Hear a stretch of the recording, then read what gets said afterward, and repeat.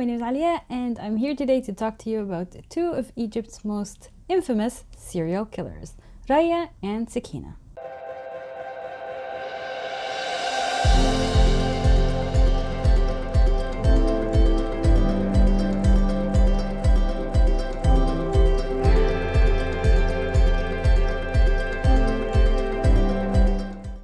Raya and Sakina are two sisters born and raised in Upper Egypt who found their way to Alexandria Leban area in the early 20th century. They were dirt poor due to the effects of the First World War and the British invasion, which caused a ridiculous amount of unemployment and poverty in the country.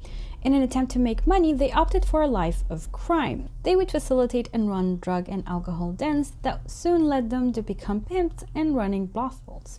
These tough times had caused a pang of anger and envy to overcome them every time they caught a lady fully dressed in gold, which in turn led them to their new vocation, murder and theft.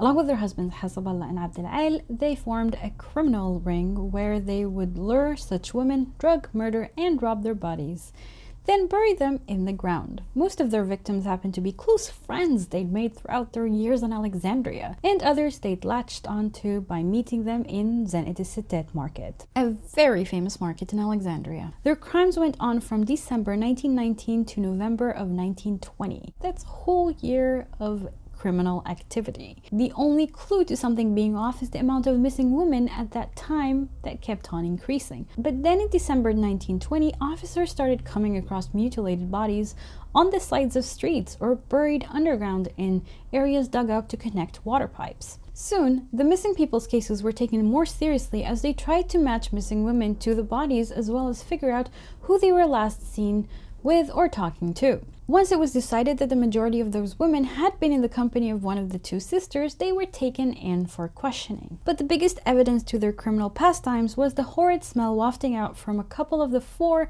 rooms they were letting in Alexandria.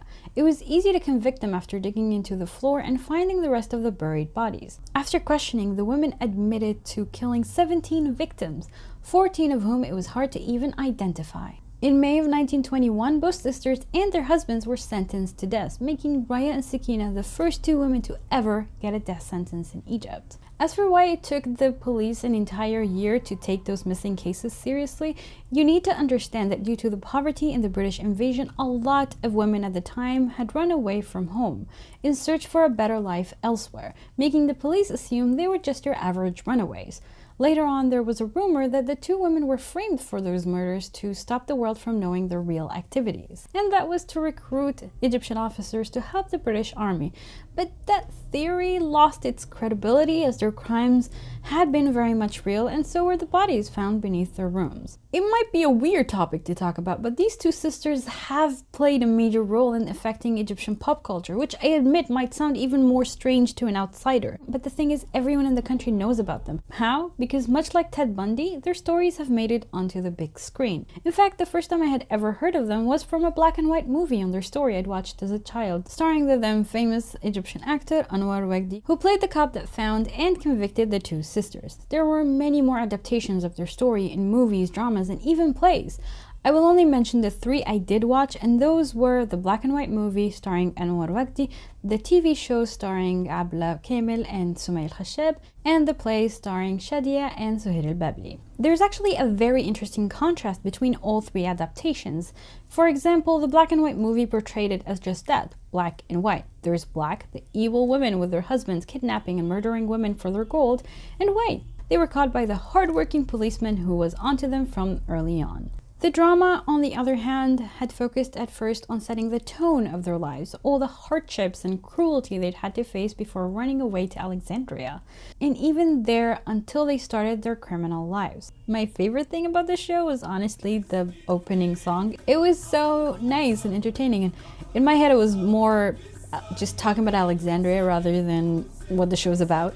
And in fact, people say that the drama is the closest to the real story than any other adaptation. The third was an interesting mix. It explained a little of their supposed backstory and why they'd led a life of crime to how they got there, and then later on to enjoying draining the life out of these women, only to come to a crashing halt as karma pays them back and they turn themselves in. The most intriguing twist about the play is that it was mixed with a whole lot of comedy and was the farthest from how the story actually went. However, as I previously mentioned, it plays a huge part in pop culture references, and that is due to the play itself, especially this scene right here. In